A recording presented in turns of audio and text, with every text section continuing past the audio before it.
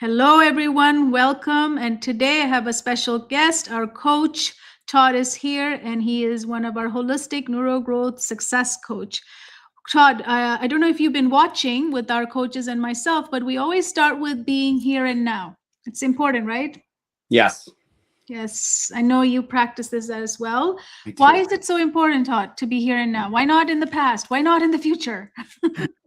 Well, because you can't change the past. You can just recycle it and ruminate about it. And the future is out of your control. So you can just worry about it. So it's really not helpful. Yeah. As someone who has spent part of much of my life, both here and here, it's great to be here. Isn't that true though, right? It's not Yeah. just you, all of us, right? We learned Right. so easy to go in the past because it just pulls us, right? Have you ever woken up at like 3 a.m. thinking about something and you're like, why? Why at this time do we need to think about this? Right? Yes. Like, can you not wait until Right. 6 a.m. or 7 a.m.? 3 a.m.? Really? Right? I have a little hack for that, actually. Yeah, tell us. So I'm a meditator. I meditate a little bit every day, and I started meditating at 1 minute. Actually, I started 30 seconds about 12 years ago. I did 30 seconds of meditation until that felt like too short. Then I moved to a minute, then 2 minutes. I'm up to about 7 minutes just because of my life schedule right now. I could go longer on weekends, but the brief thing is I schedule some time after my meditation to worry about things. Oh. And I tell my brain that's when I'm going to worry about it. Beautiful. And so it's been a really helpful hack to say when I wake up at 3 a.m., no, brain, it's fine. We'll deal with that, because what the brain wants to do is solve the problem. So if I tell it, I have time set aside for you, it's at 7:20 tomorrow morning, then I worry about it then. And then I make lists and notes, and yeah, it's been super helpful. I love that. Schedule in your worry time. Love it. I got a worry time scheduled here. Hold on a second. I can't speak to you yet. Let me worry first. Okay. Yes, exactly. I love it. So past is something we can avoid, right? It comes. So as Todd just shared, schedule it. Don't let it be everywhere and anytime and whenever it wants to show up, because what it does is it then pulls us away from now and here. Right? We don't want that to happen. It's not it's on its own term. It's going to come and pull us apart. But when we give it a term, like Todd just said to us, like give it a structure, that's amazing. So the past, we can only learn the lessons, right, Todd? Otherwise, there's nothing else we can gather from it. Learn the lessons, pick up the lessons, and move into now and here and let it go, because it's so much energy and time is wasted just thinking about the past. And then what about future? Do you have a future schedule too? I mean, I do it. That's my time. If it's like that, after I meditate, either worry about the future or ruminate about the past. The past, I'm pretty good about letting go of. I tend to be a little more anxious in my life. That's just a thing that I recognize about myself. And so that's my time to go, okay, I'm going to need to solve this problem and this problem. And when I write it all out as a list, it's very helpful. Yeah. And sometimes literally my morning is 10 minutes of me just listing garbage. Do you know what I mean? It's like, I'm worried about this. I'm worried about this. I'm worried about this. And I'm just like, yeah, just dump it all out. And then it's like, okay.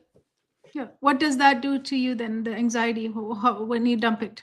Yeah, when I dump it, then I know that it's there and my brain doesn't have to spin. So my anxiety, and I don't know if this is true for others, but my brain spins on a problem it can't solve. So it's like, it says, don't forget, because you're going to have to solve this problem. And so the reason I think my brain is cycling is because it's worried I'm going to forget it. And so it goes, like, say, for example, I don't know, I'm a teacher. So like, what are you going to do with your students next week when you're absent and you have to make a sub plan? And so then my brain will just keep pinging that at me, because it's like, don't forget. But as soon as I write it down, and then I go, oh, that's on my list of things that I need to solve, then my brain can relax. Yes.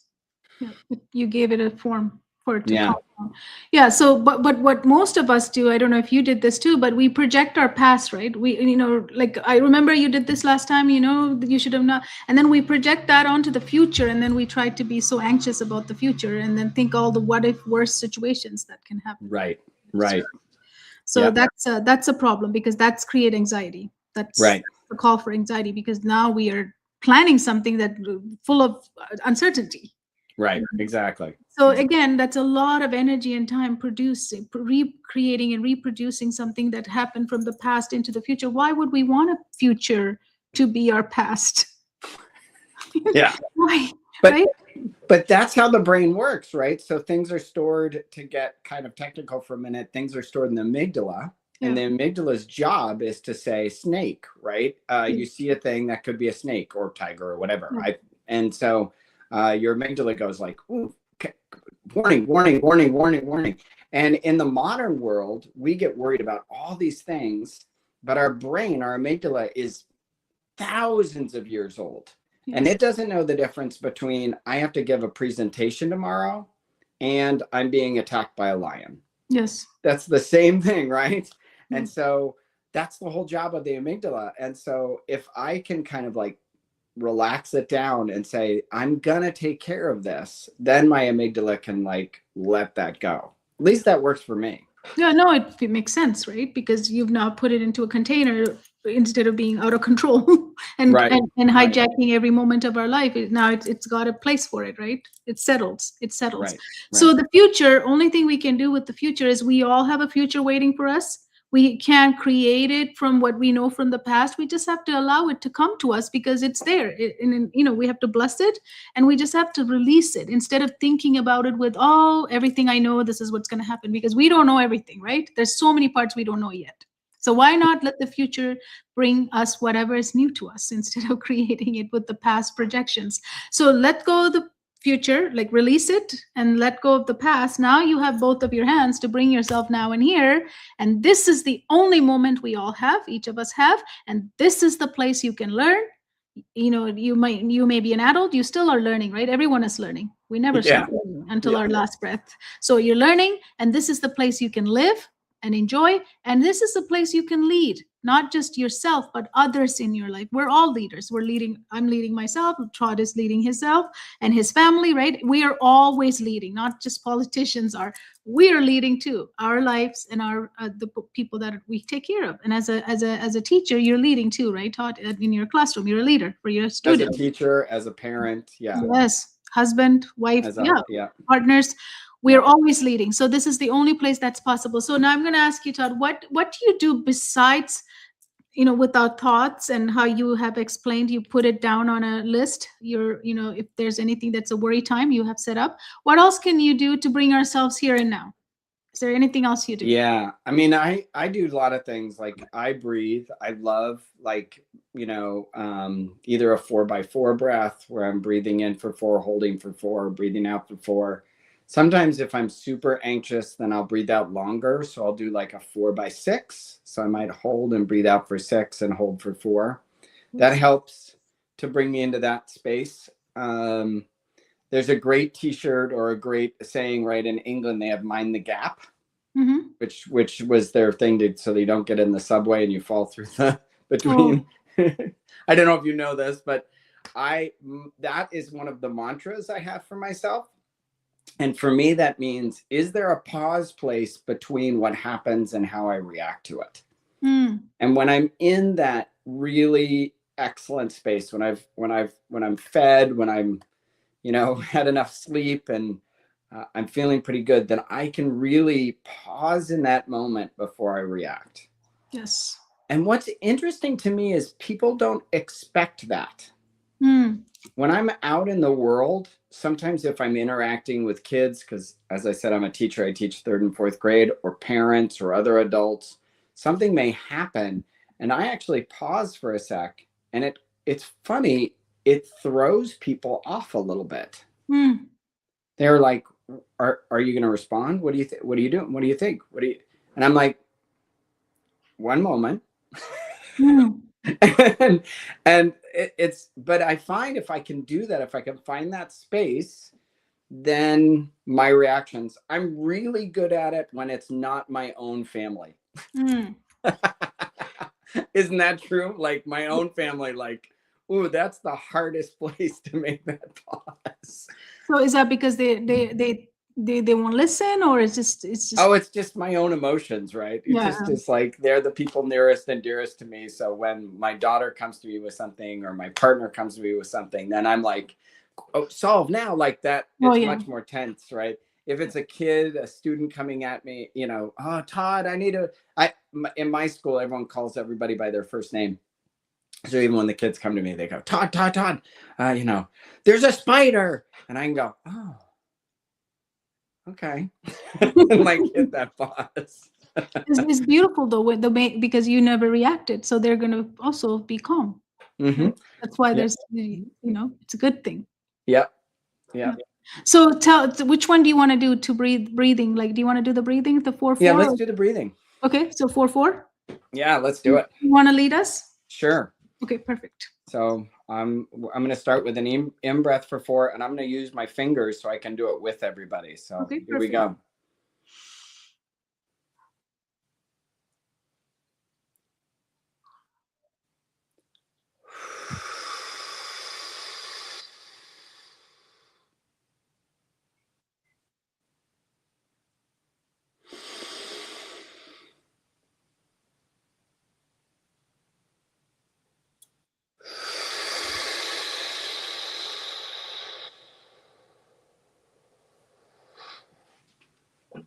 So you do that twice? Yeah, I can do it. I can do it more, but even just now, like those twice just help me settle in. Yeah, it's beautiful. Thank you. And I like that you didn't make any sounds like you with your hands. I mean, I'm sure you do this at school too for your students as well, right? I do that with my students. Actually, one of our other coaches, I wish I could remember her name right now. She's the music teacher. Maybe you remember. Jill. Yeah, Coach she was the one who said, use your fingers. And I was like, oh yeah. Mm. So wise. Yes. So, Todd is here today because I want to talk to everyone something very interesting. And then that is also something that many parents are quietly struggling with, right, Todd? What we're going to talk about today. A lot of our parents look at their children and they know their children are so bright, right? We look at them and we know they're capable, they're bright. But then we also see them as so curious, right? But then it feels like their school feels so hard. Like, where's the capacity? Like, where's their capability going? Like, what's happening, right? It's so frustrating. I see it. You're so Yes. capable and you can do this. And that motion was like the head against the wall, right? Yes. It's the super bright. They're so bright. They're so curious. They're so engaged in things. And then they get to school and it's like moving through jello for them. It's just everything feels like a battle. Like they can't, they're not in flow. Yeah. Yeah. And then sometimes parents start even saying, right, without knowing, we start saying to our kids, like, you're so smart, like, what's going on? Or you're so smart, why aren't you trying? Just focus, just apply yourself, right? Because we see their capacity, right? We know they can do it. When we say these things, and we want to talk about what happens when we say these things to our kids, right? Yes. Yes. So it's like the missing thing here is intelligence and readiness are not the same thing. Do you agree on that? Yes, 100%. Yeah. And I see that all the time in my teaching and in my practice as a coach. Yes. So a child can be very bright, but still experience anxiety, pressure, and internal blocks that makes learning much harder than it should be, right? They're bright, their intelligence are there, it's all there, but it's blocked. It's different, right? The conversation is different. And I find it in what I do, kids who are bright and they'll be great in school, and then they'll hit a place where things have gotten a little hard, and then all of a sudden it'll feel like they just don't know what to do anymore. And the parents are like, we don't get it. They first grade, second grade, third grade, fourth grade, loved it. Fifth grade, hate school. Must be the teacher, must be hormones, must be the weather, must be their friend group. You know what I mean? They're just like searching and searching and searching. And I'm like, or they haven't ever had to be ready because everything was so easy for them. They've never had to access that place of like, oh, this is challenging. Yes, absolutely. And So, then they hit anxiety far worse, right? Because it's always been easy. So then the kid's thinking, why am I dumb? Suddenly I'm stupid. Suddenly I don't know what's happening. Yeah, it's bad. And I it feel hits so them, bad for those kids. right? It hits them too fast. And then Hmm. they don't know what to do. So I just wanted to introduce Todd again. He is a teacher right now, but also he is a certified and licensed holistic neurogrowth success coach. So you will have opportunity to work with students and families in one-on-one and in a group in the school system as well. So I want to ask you, what is one pattern that you see again and again with bright kids who struggle in school?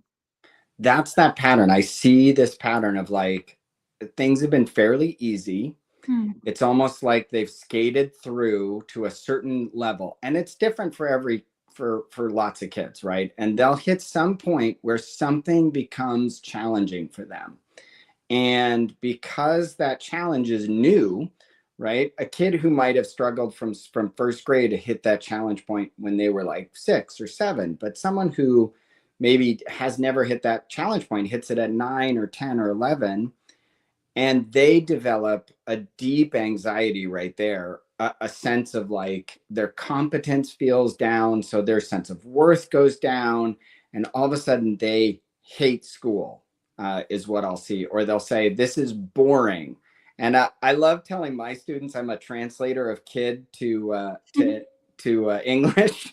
So when kids say this is boring, a lot of times what they're saying is this is hard for me. Yes. I'm not skating through this easy. And Yeah. why do you think bright kids have that tendency? Like they were doing fine, and when it hits something, why don't they have the ability to actually apply and try? Yeah, so I think it's because they go into survival mode, right? So Hmm. they go out of that thinking brain, and that's fear. It's fear and anxiety. They're all of a sudden, am I good? Am I worth? Am I valuable?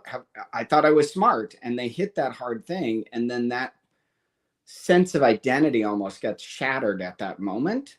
And then they think I must not be smarter, I must not be as good as I thought, or I can't. And then here's the tricky bit, right? Because they've always had it so, Hmm. maybe not always, but have had it easy for so long, they don't want anyone to know. No, They're embarrassed, they're that's ashamed. big. That's big. Yes. Yeah. And so they just say, oh, I just don't care. I just, I'm too, yeah. I must be a procrastinator. Like I worked with this extremely bright student who both the student and the parent believed that she was a procrastinator. And when we actually dug into it a little bit, it wasn't that she was procrastinating. She just needed to rest, feel safe, and know the beginning steps. Hmm. And then she could rebuild her sense of competency from there. And then it was like, oh, no problem. I got this. Because she actually has the like really bright kids have the capacity to learn and accomplish things that are challenging. I mean, I think about kids who like do these incredible Lego builds on the weekend, right? I work with younger kids and they build these massive Lego things, and their parents are like, this is so creative. They're so focused. Why is school so hard? And it's because a Lego build helps them feel competent. They're not Mhm. anxious. There's no performance that's happening. Yes. But school, unfortunately, has a performance aspect to it a lot of times. And so that's where that anxiety comes from. Yes. I don't know if you read my article, I think early this week, I wrote about the video game competency. Yes, Right? exactly. Yes. Like it's like they are addicted, we think, but no, because they actually can really shine. They can do it. Mm-hmm. So it Mm-hmm. becomes like, oh, I want to be in a place where I feel good. I can do this thing, which is video, Right. unfortunately, but that's where they feel competent. Well, because they can take risks Yes. without Shame. shame. True. Or And yeah, asking for help. Yes. if there's failure, there's no massive Report punishment or card. anything. There's no report card. Right. So that's where we want kids with education, right? We want them to feel curious and risk taking and challenge themselves and do these things, but they can't do that if it feels like there's a performance piece that they're going to get judged on. Yes. Yeah. And then you brought another point I want to go back to, that is when I always do good, I know everyone is expecting me to continue to do good. Yes. So then I can't disappoint people who expect me to do good, which are usually it's my parents, right? If I'm a kid, Yes. I have to please my parents, and my teacher also thinks I'm good, so I should continue to be good. So that openness to ask for help feels too dangerous. Yes. And the challenge with these kids is they don't want anyone to know. They can't ask. And so parents are unsure. And it becomes this, in my head, I visualize it like the Gorgon knot, right? It's this tight knot of all these different things that, and it's just constricting. I feel that with these kids when I see them and I'm working with them. They're just so tied up around this whole thing. So if you can, as a coach, what I start to do is just tease these little pieces out. Mm. Oh, I'm not smart. Really? You're not? Huh? Let's look at this, and this. Oh, well, that was easy. Oh, how come? Oh, well, because you know what I mean? And so you start to tease those. And then the kid's like, oh, hang on. Yes. I actually have these skills. I know how to do these things. Yeah. Yeah. Yeah, our brain can tell all sorts of stories, right? Oh, yeah. Yes. Crazy stories. The minute I feel bad about myself, it comes a list of stories, makes it all believable. Mm-hmm. Mm-hmm. So talking to your brain, I was talking to them yesterday about that as well. Talking to your brain is massive skill to learn, because our brain is crazy. It's crazy. It can tell us whatever you want to hear at whatever time, right? I always say my brain is mean. Yeah, mean, It's a crazy. mean liar sometimes. It is. It is a liar. I mean, you have to ask it, right? Yeah, I had this experience just the other day where I was doing something and my brain was like, you're never gonna be good at that. And I was literally paused and I was like, who are you? What are you saying? Go away. Yep. I believe it. Yep. Mm-hmm. I was sharing yesterday about my story about me ending my life, and how the day before and the day after it betrayed me. I mean, it was my best friend. Yeah. It was a betrayal, you know. That's why we have to question everything our brain says, right? Yes. Yes. So when parents, parents often say, right, my child is so smart, but school is still hard.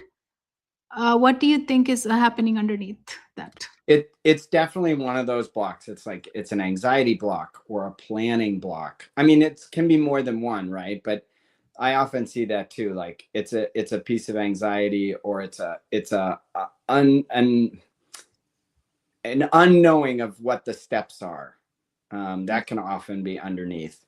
A feeling of like safety, right? Feeling safe, feeling like I can take this risk, or it'll be okay if I'm wrong. That can be a piece that's underneath.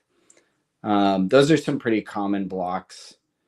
That I see a lot. And it's interesting. I think, like I said, a lot of those are tied up. So even a student whose like primary piece is maybe disorganization, right? They just haven't learned those skills.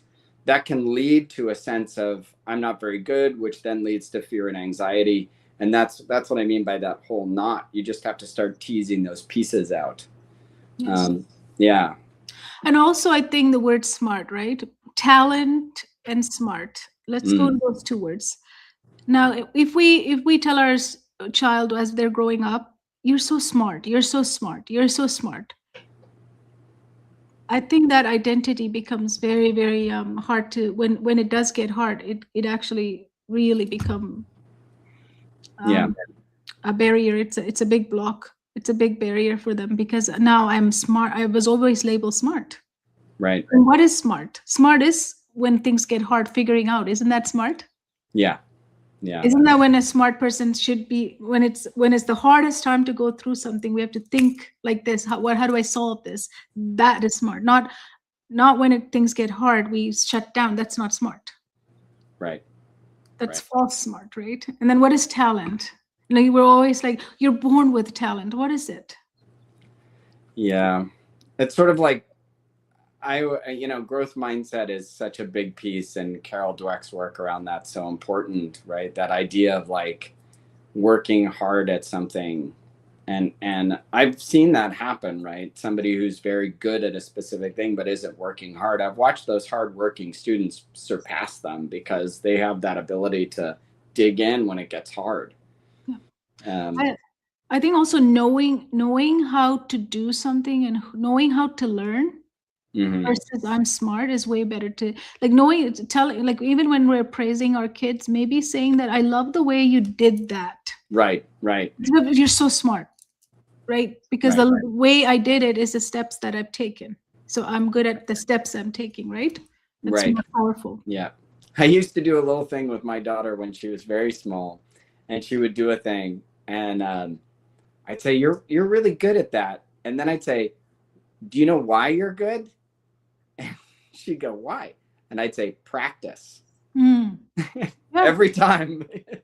You have to though. That's very Yeah. good. That's beautiful. That's what I'm saying. That's probably missing in some of our parenting, because we never got to learn like that. Like always, our parents always said, "You're smart, or you're dumb, or you're stupid," right? Like these Right. were the harsh words sometimes Yeah. used. Yeah. So when we learn from that and we use the same thing, that's very beautiful. That you say you're doing it because you practice. So there's always a readiness to that, right? You have to get ready for something. You can't just go and become a runner tomorrow. You have to practice yourself to be a runner and practice beforehand to run a race. Same thing. There has to be a readiness phase.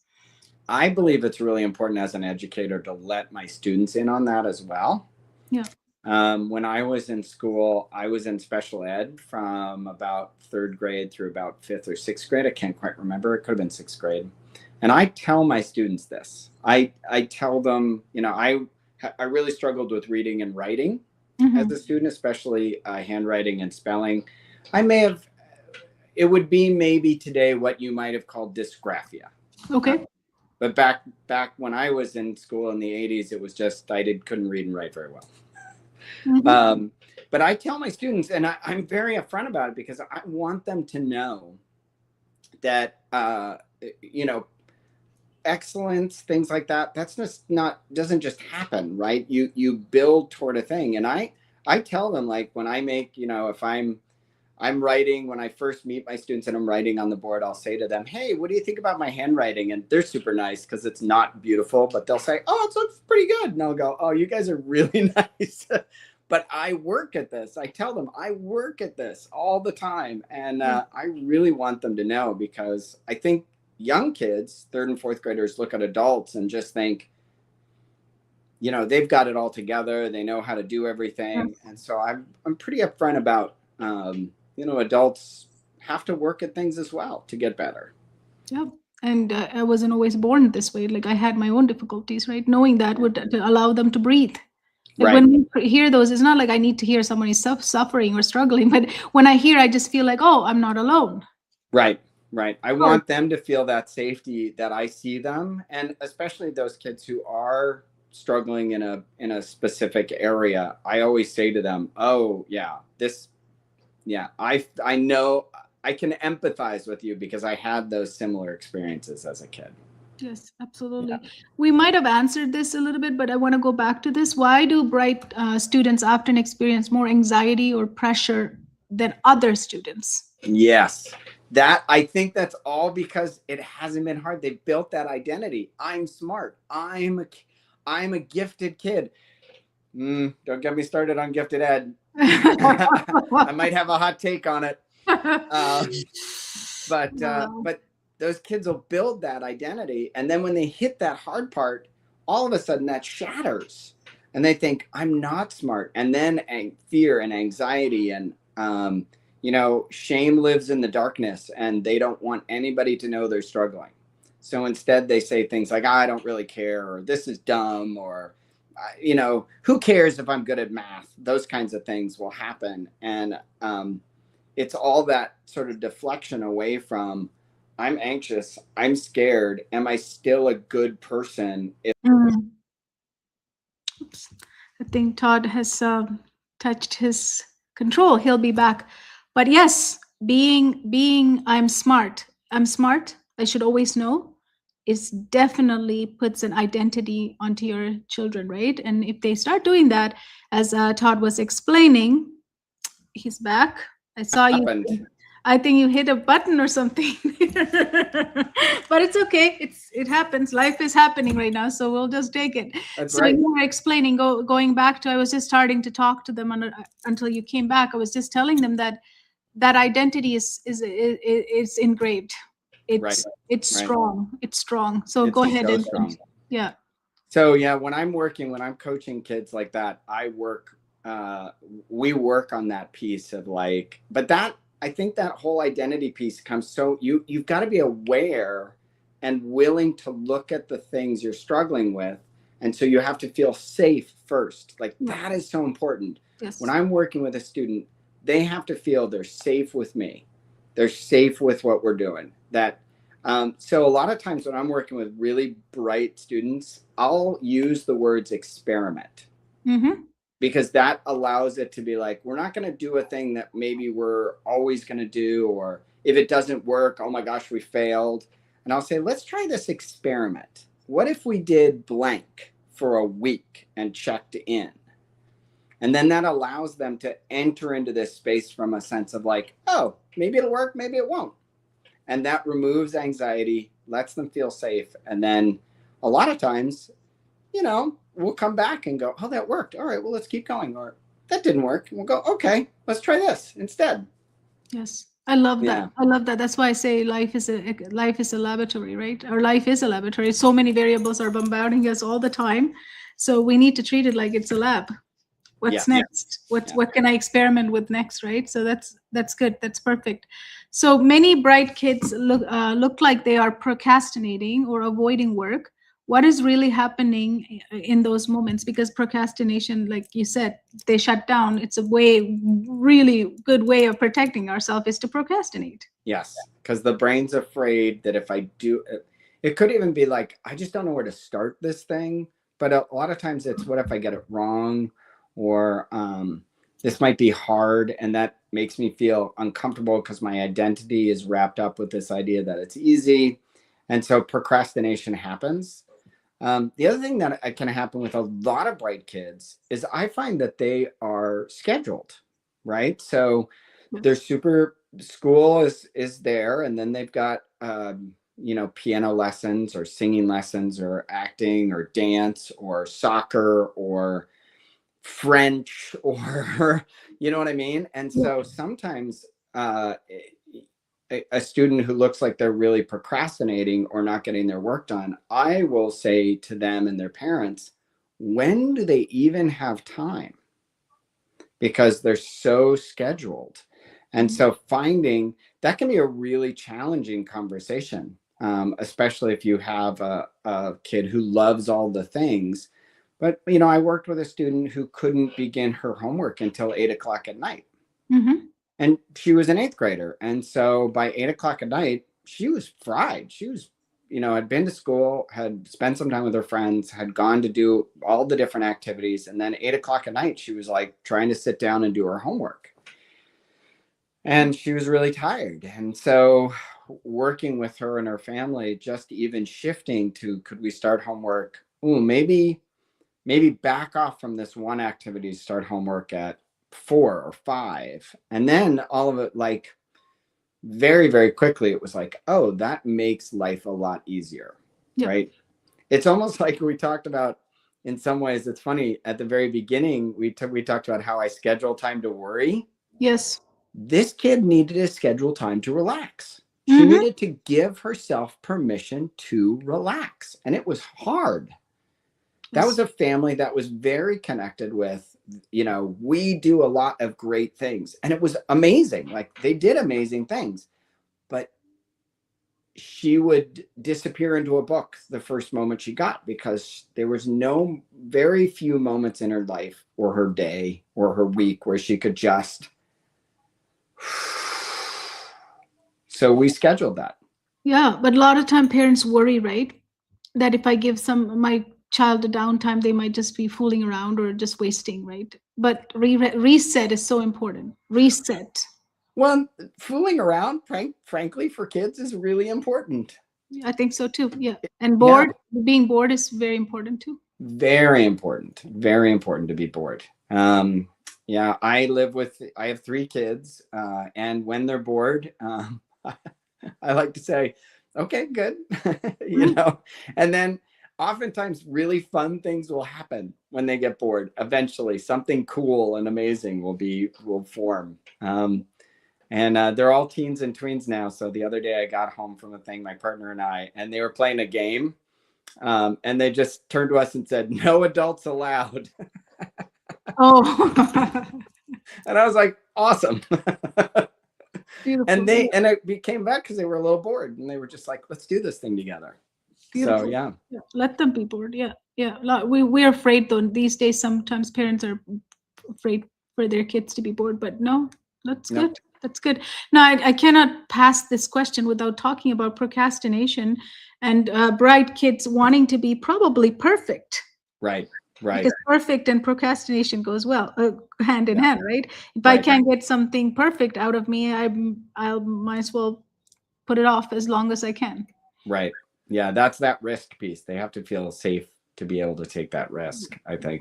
And And then that happens with kids who aren't doing well in school either, because they haven't had that feeling of success. So why even try? yeah, that's the Right. other part. Over there is why try, why I won't get it anyway. Their story is I won't get it. And their brain is constantly saying, don't even bother. You're Right. dumb anyway. You're not going to get it.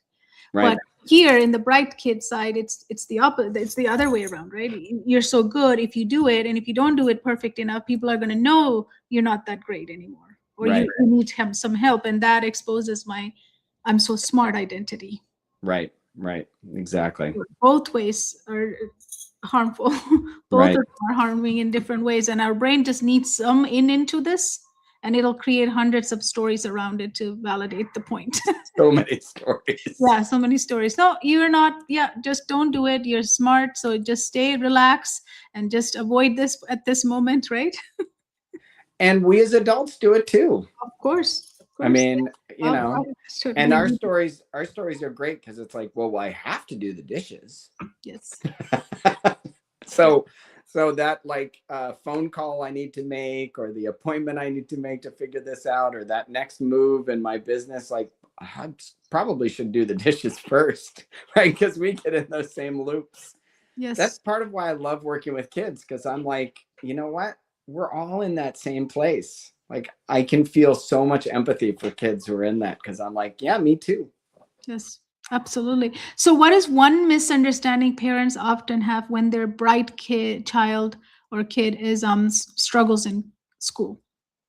I think the misunderstanding is a lot of times there's a couple things that I see with parents. Sometimes it's unfortunately they'll go to kind of blaming a little bit of like an outside piece, which I mean, sure, that could be a factor, but it's oftentimes less of a factor for parents than that feel. So, but it's also like it's almost like the blame also gets turned inward. Like maybe we as parents have done something wrong, or maybe the kids feeling lazy, or um, there's that sense of like something's wrong, but they're looking in the wrong places. Where they should be thinking is like, how can we bring this to safety? How can we get rid of the anxiety? Because those are the pieces that are really happening in the background. It's not about whether I don't know, they can approach the material or not. It's more about what's their sense, what's their feeling, what's their safety sense. Are they ready for this? And readiness is that sense of safety, right? That's the very ground level of that. I think also, do you think even calling our kids gifted or bright is a good thing to start with? Oh, you want me to take this hot take? No, but just in I general, do you think it's a good thing to even label anything towards any No, of this? I no. don't think so. Just the same way. I mean, again, sometimes it's great, like, for example, to know somebody has ADHD. But then if you just stick with the label, then what's that get you? Just maybe gets you excuses or a feeling of like, I can't do it because I have ADHD. Labels are not particularly helpful. They might be a starting place to say, here's some strategies to move beyond or move into, but they're not helpful. And I do think that whole gifted label can be a real double-edged sword for kids. It can have that when it gets wrapped up in that identity, when they hit a hard place, that can be really hard. Or I've seen kids take that label on and think, well, I'm just perfect. Like, I can't do anything right. I have no errors or no mistakes or nothing I need to get better at. I'm gifted. And then they kind of stop working or stop practicing or stop getting better, because it's almost like they're living in that identity of giftedness. So yeah, I don't think it's particularly helpful for kids. Because I'm thinking how much of this is parent holding on to too, right? Like, okay, like, because what we want to do in this conversation is really bring like spotlight what's happening from every angle, not to blame anybody, because we're all Right. we are learning as we go. We never got a parenting manual when the kid was born, right? We just got things to buy, not a manual with the baby. So we figure it out. We figured out Right. our abilities and whatever is available to us. We do our best, right? That's what parents do. So, but I think, like, I'm just going to play like a parent of someone who, if I had a gifted child, and it becomes my identity too. My child's Right. gifted. Right. They do everything perfect. They're smart. Right. It becomes Right. like, maybe I'm starting to tell people that. And then it Right. becomes like their and my identity, and our family is this way, that we're like this. And then things start like not working at some point. We're now carrying shame and guilt over Right. it. The whole family can carry that shame when hard things happen. Yeah. Yeah, absolutely. I So think that's so. It is hard for parents today. I don't know if it's always been hard. I mean, I'm a parent now, but I felt it certainly in my parenting. There is a lot of shame wrapped up in parenting, and asking for help can be so hard. yeah. And if to put a label of like, well, your kid, out in the community, well, your kid's perfect. What's the problem? Oh, that could just feel like so much on top of all of that. All you want to do is hide and say, yeah, they're perfect. Yep. Mhm. Right. And then you add social media on top of that, where everyone's posting all their lovely family pictures, right? Maybe the kids were fighting like cats and dogs, but then they stood together and smiled, and you took the picture, and then we're posting that on social media. And then, right, oh, my family isn't always that way, so then I feel bad about it. I think that that's really what I run into so often. And it's such a big block for people. I feel it very intensely inside, because I want to help people, right? I want to help people as a teacher and a coach, but sometimes parents can't enter into that help. It's they don't feel safe, right? Yes. They feel judged. Yes. But if we talk about it further, that's where parents have to, I mean, if I was a parent like that, I would have to get over it. It's not me protecting me. Now my child is what I need to protect, right? So then Right. we have to become that mama bear. Right. Now I'm going to go and I have to solve this, right? I have to figure it out. So one thing that I've never done with anyone, I don't think smart, your talent, you have the talent, you have the smart genes ever fit with me. I think it's always been, you have the capacity, Yes. right? Yeah. It's always, you have the capacity. I know you have the capacity. I believe you have the capacity. Yes. Yeah. Let's try. Let's try. Yeah. Try it. You have the capacity. I think that's more of a compassionate view than just putting the word smarts, because smart and talent just carries such a weight. Yes. Yes. And it carries the weight that you cannot know something.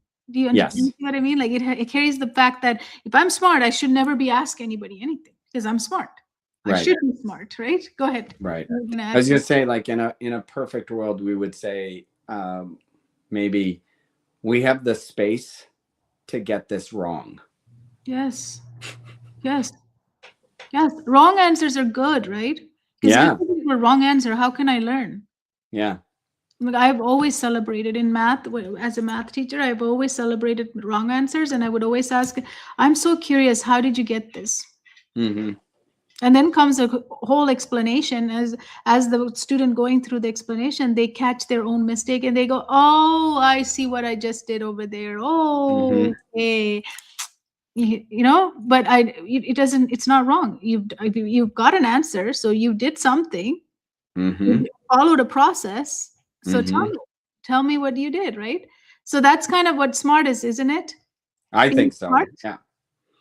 Yeah, it's that ability to, I mean, I don't know, I wouldn't, maybe smart's not the right way, but just cultivating that ability to solve the problem and be wrong, be willing to be wrong. Yeah. Um, and Man, that is hard, I think, for people. I don't know if it's hard today than it's harder today than it's ever been, but I certainly see that. I see that in people where it's like, I can't be wrong about this. And again, that's probably an identity piece, Yes. in adults and kids too, right? Um, I worked with a group, or worked with a family, and I had a parent who always said to me, um, from a standpoint of like, well, it's not that bad. We just need this and this and this. It's not that bad. It's not that bad. And I kept thinking, like, it's okay. Like, it could be that bad. It's really okay whether it is or isn't. But it was like, I could sense that that's that piece of like, this is making me uncomfortable in my identity because my student isn't performing to the level that I think he should be. Yes. Yes. Um, and so working with that parent to be like, it's okay. Like, it's okay if it's not happening the way that it's not unfolding. It's unfolding in the perfect way that it's unfolding, even if it doesn't look perfect. Yes. Yeah. Now I'm going to ask another hard question here. So, what about parents who then jump in or dedicate themselves to helping their kids to push themselves to Right. become smart again? Right. And that becomes a loop of a system loop that where the system is just fighting against itself. Right. I'm gonna, and that's not to say parents can't help at all, right? We can help and assist, No. but it's like, if I jump in and solve this problem for you, I'm teaching you that you can't solve the problem, Yeah. or I'm not giving you the opportunity to solve the problem, to learn from it. So then there's that piece. And if all of that help is tied up in the parent's own identity of perfection, then that can just lead to a place of like where the shame cycle can start again. Like, I can't do it, so therefore my dad or mom has to do this for me. Yes. And then, when a brain is in survival mode and it's in fear and anxiety, putting more pressure on it isn't going to help. Right? Like, because your brain's already like, it doesn't know the difference between homework and a lion. So your brain's already like, I'm being attacked by a lion. And then you have your parents going, fight the lion. Push harder. Push Right. harder. Yeah. Move forward. Fight it. Right. Yeah. Or nagging. Get your homework done. Get your homework done. Get your homework done. Get your homework done. That just leads to like, it's exhausting, and the kid is feeling the pressure, and their anxiety is rising, and the parents' anxiety is rising, and then you just get into that system where it's just fighting itself. Yeah. So, if this happens in in a child's life where they were performing good and we were praising them and we were so proud of them, and all of a sudden we see this change, there's a drop, they're not performing anymore, the report cards are showing, the teachers are telling us that there's something going on, we can visually see it even with homework time and everything. We just talked about pushing. At this time every parent wants to push them through, right? That's instinct going, oh no, what's happening, let's push it, let's go, right? Right. Now what else are we teaching them besides you need me? But what is like, as a parent, what am I teaching them eventually? Like what is it going to happen? Sorry. I mean, if we're pushing them through, then it's like, I think a long-term effect of that is, in our own lives, when we hit those hard parts, pushing only gets us so far. And sometimes pushing leads in adult life, right? It leads to ulcers and heart attack. So exhaustion. Mm-hmm. So and then we're teaching them that's life. Then we're teaching them that's life. This is rest of your life. Right. Yeah. And so do we really want to teach our kids that the solution is to like push your way through the wall with your own fist, regardless of, creating damage to yourself and others around you? And I don't think so. Like, I think that that's an unhealthy way of living. So now parents listening to us, or even teachers listening to us, might say, what is the best way? What's your advice, or what are you going to tell me to do then, right? What can we model here, Todd? Right. Instead pushing, instead saying you're so smart, what happened to you? Instead, why don't you try harder, right? I mean, Right. these are things when a child's starting to shut down and who already have the identity that I'm supposed to be smart, is Yeah. just going to backfire more and more. So what else what should we do? What can we do? Right. I mean, that's a lot of times with kids and even adults. I'll come back to that breathing part, like come back to here, come back to this place, breathe, reestablish that feeling of safety, bring the nervous system back to baseline, approach things from that open-ended experimental sense.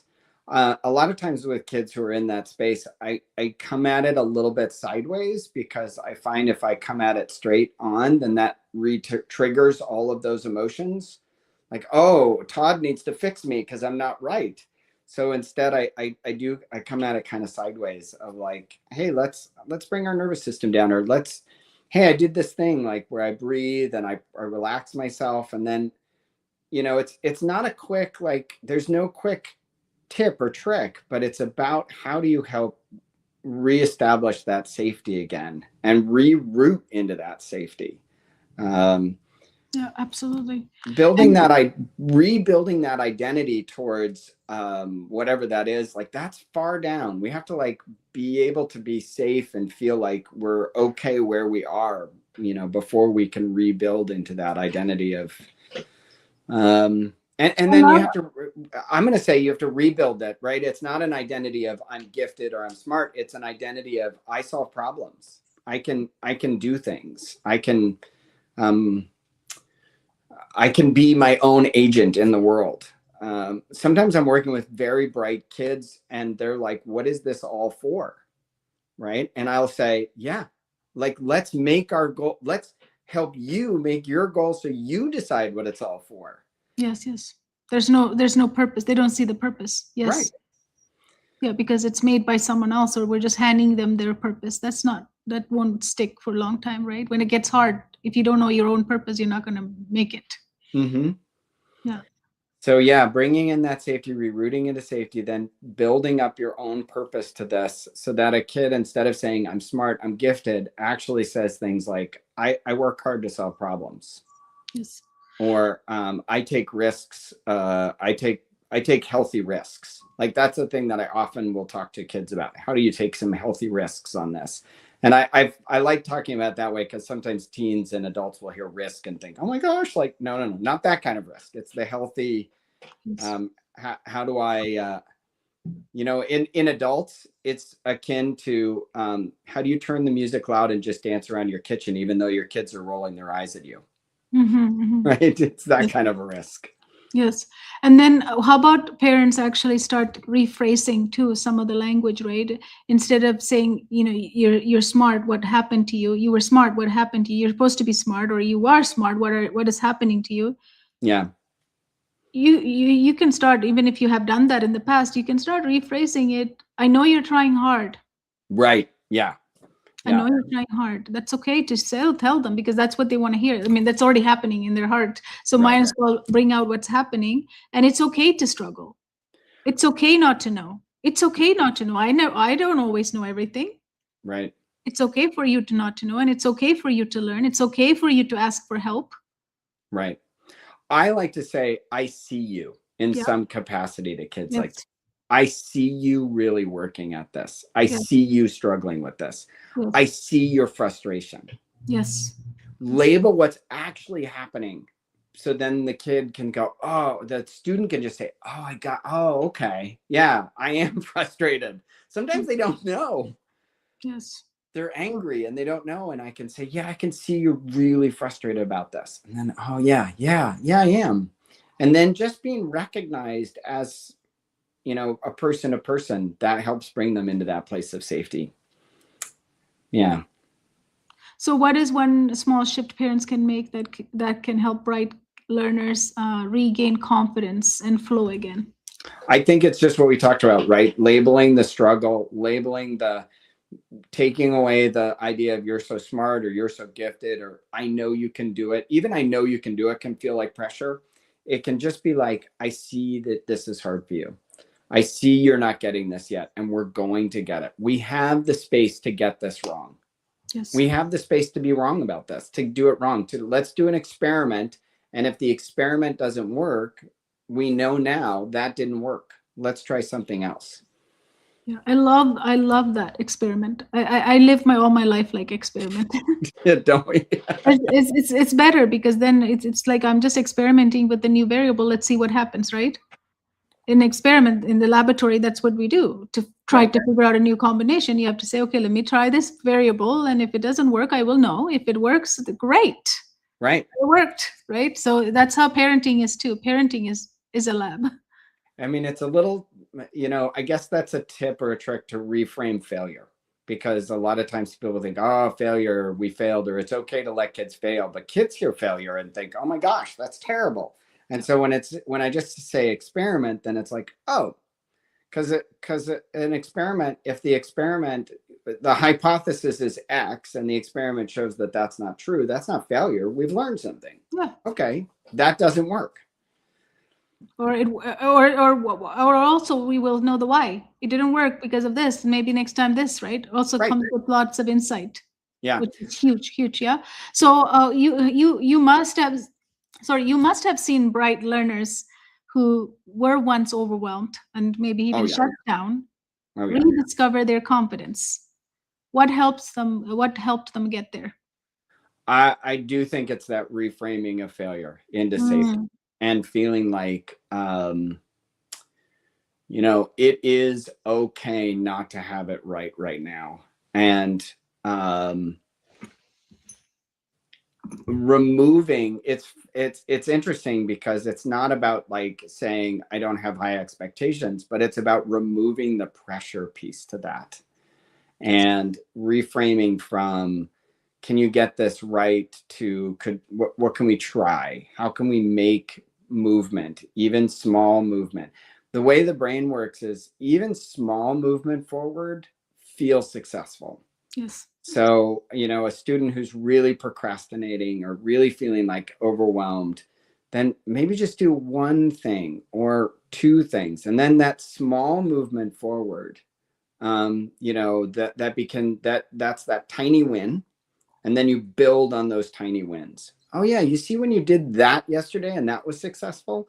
Let's try that again. And what else? One way I like to see it, which I read about a while back, was what's the next easiest thing you're willing to do to move toward your goal? Mm-hmm. And so sometimes that's the reframe for kids. Like, oh, it doesn't have to be a struggle. Like a struggle doesn't maybe help us in this. Maybe it's just, if I do these three things, then that'll be enough to start to move me forward. Yes. And working with the parents, I'll ask you, but my experience working with thousands of parents in the past is that the parents, when they were aware that they were placing greater emphasis on the smart themselves than the child is, like they took on a identity through that. Like, I have a smart child. Yeah. When I was able to bring that awareness to them, and then they start noticing in their life, like, yeah, I do take this as a badge of honor to have a child who is smart. Then when I was able to, and then when they started reframing that, because this is putting huge amount of anxiety and pressure onto my child, because now I have to please my parents. I need to make sure my parents always be proud of me. And now my love and proud is attached to me being smart. So if I ever not smart, right, when a child and a family comes to me and the child is struggling and the parents already put this onto them, now the child feels so much anxiety that I'm failing my parents. Right. Or they flip that switch to, I can't be successful, so I'm going to rebel. Yeah. It's a shutdown. So parents, if you can notice that, if your child, at the end of the day, the child needs to feel they can do it, not you tell them that, you can do it, right? We can always compliment them. Yeah. you're good at this or you're good at that, but it still should be their ownership. Their talent, they're smart or whatever it is, it's their ownership, not ours. You see? And that's a small thing. I always say, I noticed. Yes. So instead of saying like, you're good at blank, I like to say, I noticed you're pretty good at. Yes. So then it's giving the kid, and maybe it's a tiny thing in language, but I noticed it means they can say to me, oh, you're noticing this. Maybe it's not an identity piece, but it's something that Todd's seeing about me. Yes. Yes. So the purpose, right? We cannot make our purpose become our child's purpose as well as parents. We like to think it is possible, but it's actually put so much pressure on both of us, right? So it has to be their purpose. As long as we can build that it's your purpose, I'm there to guide you, I'm your guide. It's beautiful. But if we take that ownership, now we have a different problem. Yes. Right? We have a child without a purpose, and that is not a child, who has a bright future, because we took in almost their identity away. It's like taking an identity away from someone and saying, go, go, go, go. They can't go because they don't have purpose. The purpose should be theirs, and they should know the why behind that purpose, and they should be proud of their purpose. And as the ultimate goal of a parent is to make them independent and successful in their own way, right? That is the guidance, is the purpose. Yes. Through us. And if we could separate that, you'll have an amazing journey as a parent. Yes. We cannot live our kids' lives for them. No, we can try, but it's too hard. Yeah. It's not enjoyable. It comes back to what we did at the very beginning, right? That's the future. Yeah. That's our past. We just are here now with our kids. Yeah. And I had the opportunity to be a young mom when I was younger, and I could see, like, after I had my son later in my years, I could see the two different parenting I was able to see and do execute. In the beginning, I was almost like on top of everything. I wanted to be perfect. Perfect is the only way. Protection and perfect, and everything has to happen this way. And I almost took their purpose away from themselves. Those kids, I didn't do it because I was so overprotective that if anything goes wrong, then their life will be like this kind of overprotective. My son is a different story. Like I was like very much like back off, give him space, let him explore, let him find his capacity. But anytime he's needing guidance, you can always go in and guide him. You have the space to go in and guide him, but he knows the boundaries. Set the boundaries, right? Set clear boundaries and let him explore. And that was how I was. And it was such an enjoyable journey when I did that than the previous one. Like I was always like, like this. Anytime they moved, I was like, oh my goodness, are they gonna make any mistake? Right. If anyone's watching, you can relate to this. I was like this. Every single thing was a panic attack for me as a parent. Right. What if they screw up? What if they, what kind of energy then am I giving that child, right? Right. You're just adding, just like piling anxiety on top of theirs. Serious. And I'm not giving them a childhood, basically. I took away. So live and learn, right? I've learned. And then after helping thousands of families, this is what I shared. This is how I used to be. And don't be that way because it's not enjoyable for you or them. Well, and I have to say I'm a coach because I recognize the pieces in my life that I wanted to get better at. And I got, coaching has helped me to get better at those pieces. I've lived a lot of those times when I'm working with those parents and they're saying, oh, this thing or that thing. I'm like, yeah, I've been there. Or my kid this, my kid that. Yeah.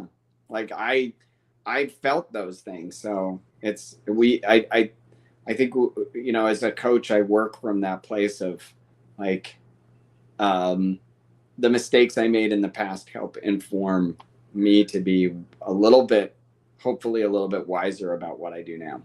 Yeah, of course, lived experience, right? Right. That's it. Awesome. Thank you, Todd. Anything else you want to add about bright kids that start struggling at some point in their life? I think we've talked about them. I think, now we've given everybody the things. They're just going to go out. It's going to be perfect, right? Yeah.